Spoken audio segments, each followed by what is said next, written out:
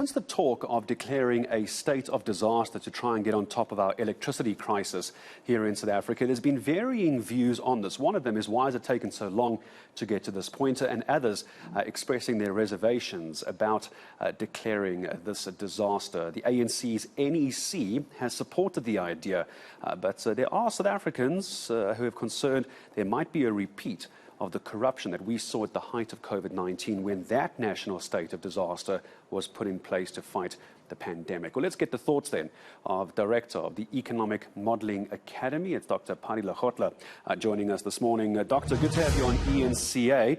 Are you for or against a state of disaster for our electricity crisis? Good morning.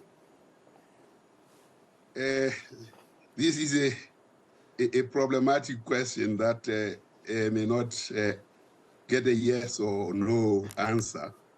It's not a technical question like a mathematical equation, but rather that requires more adaptive approach to itself, so that when we come to the conclusion, there is a rather balanced conclusion. The point is, the current procurement processes for which a state of disaster is meant is allowed for. You can have a closed tender if you wish. You can have a shortened tender period if you wish. The question is, who do you have around the table to adjudicate these processes? Do those people who do these things have integrity? Can they act in the best interests of the country? If they do, then there's no point to declare a state of a disaster for procurement. We cannot avoid the BE considerations because at all stages, this must be our concern. Because part of the consequences of the lights going off is affecting the majority population, which is Black.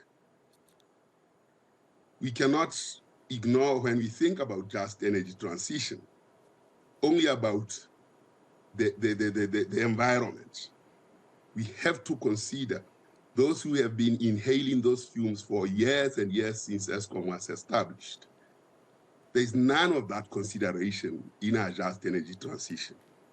These are questions that we have to put at the center of national interest if we want to solve and create a compassionate condition for society to rally behind the efforts being made. Do you think, as suggested, forgive me, Dr. Lehohla, do you think, off of what you've just said now, it sounds like there are a lot of processes in place, that should be efficient, but they're not happening. The suggestion is, if we go the state of disaster, we could be seeing the end of blackouts by the end of the year. You work in the modelling sector. Does that seem realistic to you? Is that something we should believe? Well, you have to have capable people to handle this.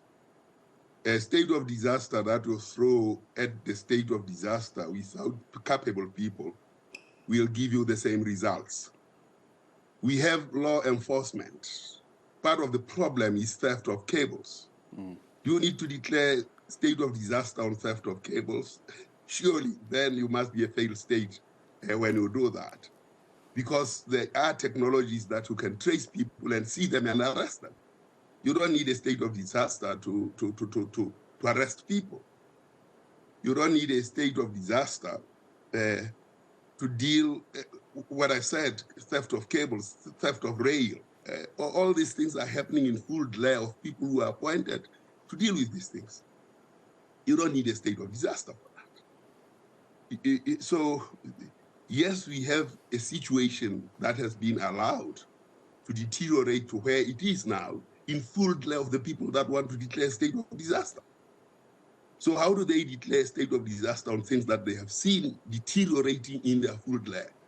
What they should do is to declare a state of disaster on themselves.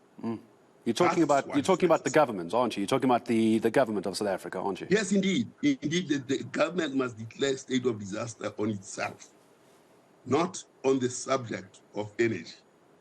Then when they have done that, we will know that they are serious about this thing. That they have to start there. I mean, Tokyo Squale asked people to go and name a province called, which was the Transvaal. Benny Alexander started by naming himself, and he called himself Khoisan X. We have to Khoisan X the people who have to execute this. That's where the state of disaster must start. I wanted to ask this as well. The problem with the criticism, Doctor, and tell me if you agree, was the state of disaster that was in place during the COVID-19 pandemic.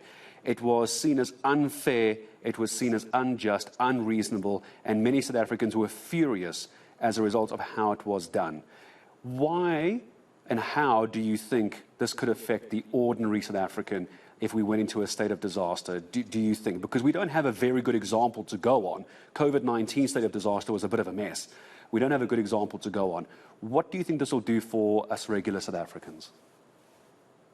Well, when you have a rickety system such as this one and you declare a state of disaster, it will be disastrous.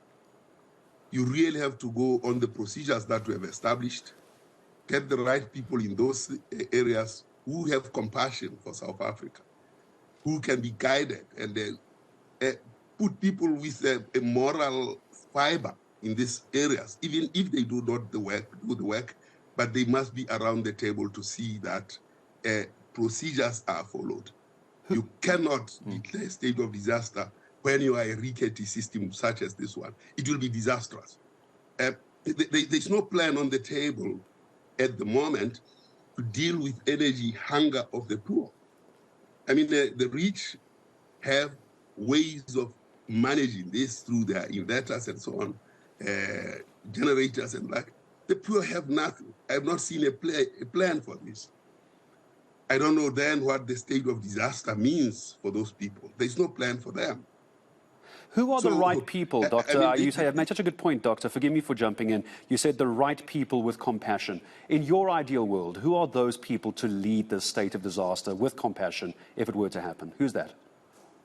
I mean, a person like the gift of the givers. He's proven time and time again that he's compassionate. And these are the people that can run in disaster environments. You mean Imtiaz Sooliman?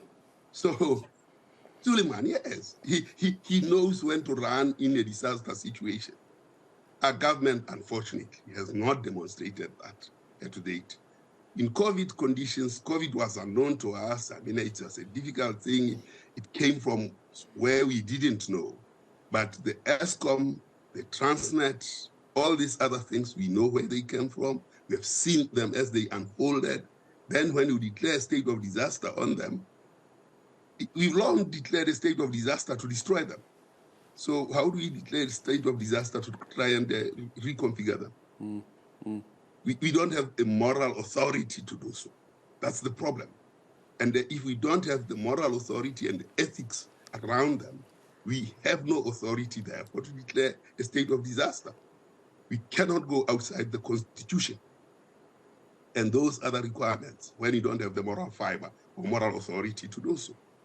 The confidence of the people is as thin in such declarations. That will end up just as a declaration. Dr. Lehohla, I'm going to say thank you very, very much for taking time.